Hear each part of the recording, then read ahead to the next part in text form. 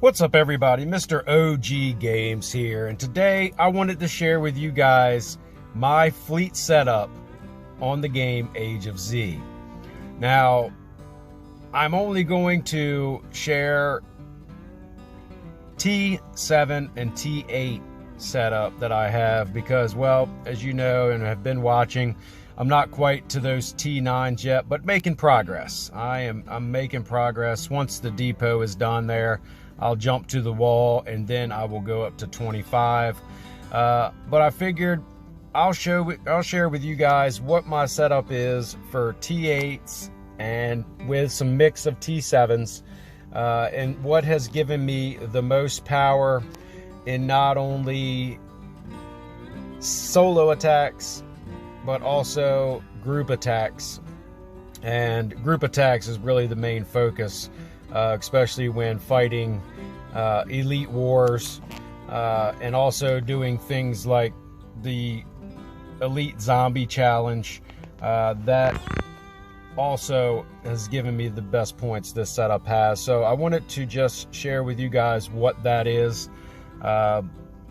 So first, in your march or your fleet setup may vary from mine.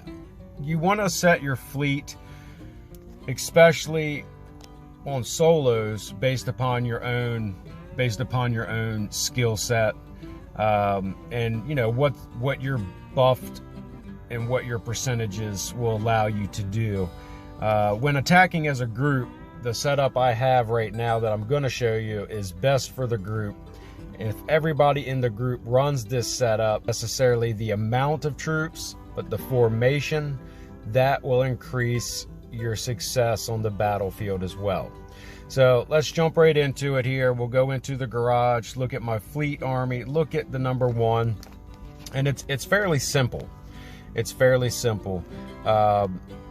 For the T8s, as you can see right here, mainly on the screen until I scroll up, I run one rocket launcher, one war shredder, which is 50, one swift raider, one heavily armed soldier. Then what I do is fill all my enhanced laser cannons, level 8. For the most part, I have made some more since I did this, which I could probably adjust this a bit, add more of those. And then on the T7s, one shredder, one specialist gunner, one blaze tank, one superior stormtrooper. I do run 100 flame cannon, and I've found that that's the sweet spot for when mixing it with T8s anyway.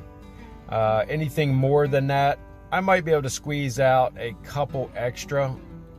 Anything lower than that, I do not. And then, of course, the advanced shredder, for some reason it's not on there. Let me take away one of my snipers. Let me add one. Oh, I'm sorry. Yeah, let's do this here real quick. While I got you, let me adjust this real quick. I can't remember how many of those it was for one.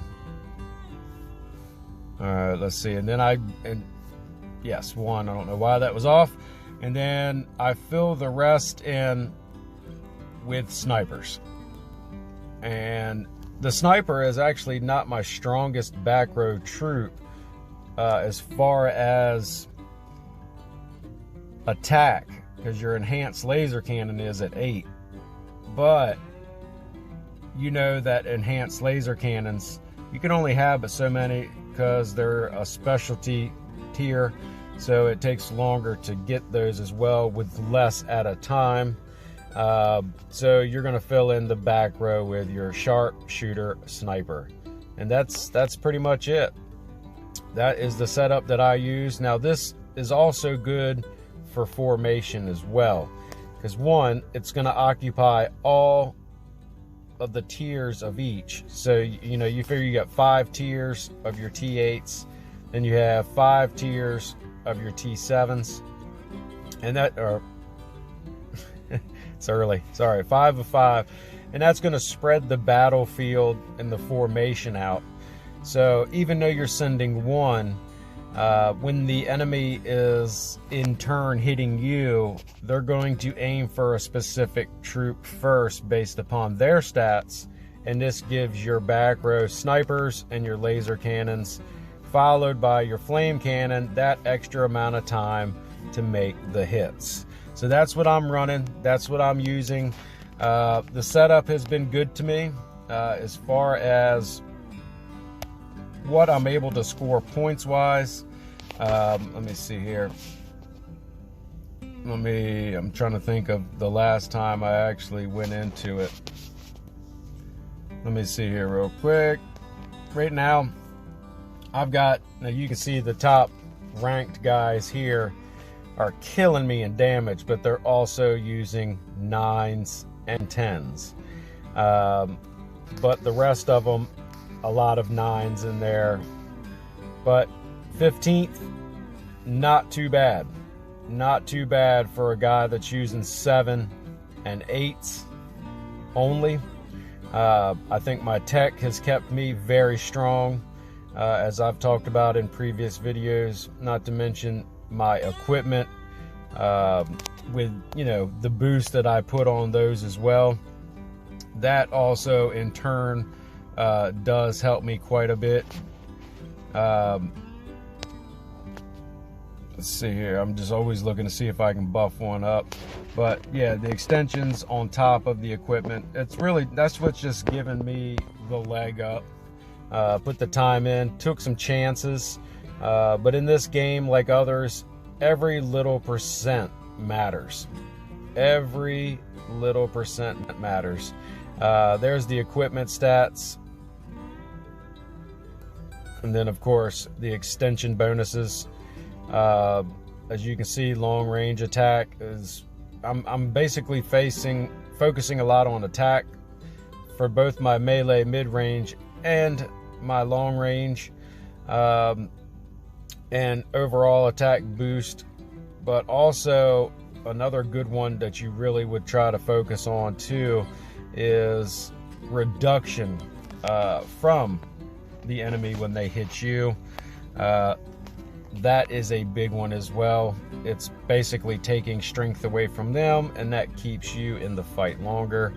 But that's it. That is my fleet setup for 7 and 8s. It's done me well. When I get in a group atmosphere, it keeps me in the fight with the 7s. With the 9s, and even with some of the 10s. And now, of course, they're going to be much stronger as far as what they put out. But when it comes to the formation, having the right setup with your alliance also keeps you in the fight that much longer. But if you guys like the video, smash the thumbs up button, and if you haven't already, don't forget to subscribe. And until next time, y'all keep gaming, and I'll see you in the next one.